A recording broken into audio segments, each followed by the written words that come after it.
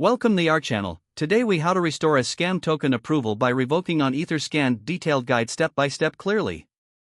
To begin, open your web browser and go to the Etherscan website. Once on the Etherscan homepage, locate the search bar at the top. In the search bar, enter your Ethereum wallet address and hit enter. You will now see your wallet's overview page. Scroll down to find the section labeled Token Transfers. Here, you will see a list of tokens associated with your wallet. Look for the specific scam token you want to revoke. Click on the token name to open its detailed information page. On this page, take note of the contract address of the scam token. Copy the contract address to your clipboard for later use. Next, go back to your wallet interface.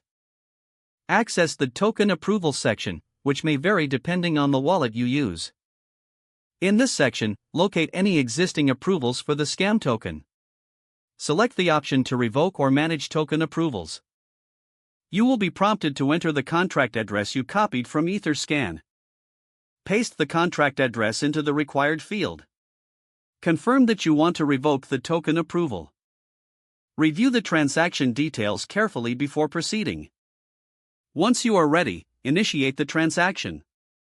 Your wallet will then prompt you to confirm the transaction and any gas fees. Confirm the transaction to proceed with revoking the scam token approval. Wait for the transaction to be processed on the Ethereum network. Check back on Etherscan to verify that the token approval has been revoked. You should now see that the scam token is no longer listed as approved in your wallet. This process helps secure your funds from potential loss related to scam tokens. Remember to always double-check any tokens before granting approval in the future. If the page does not load, refresh the browser or try again in a private or incognito window.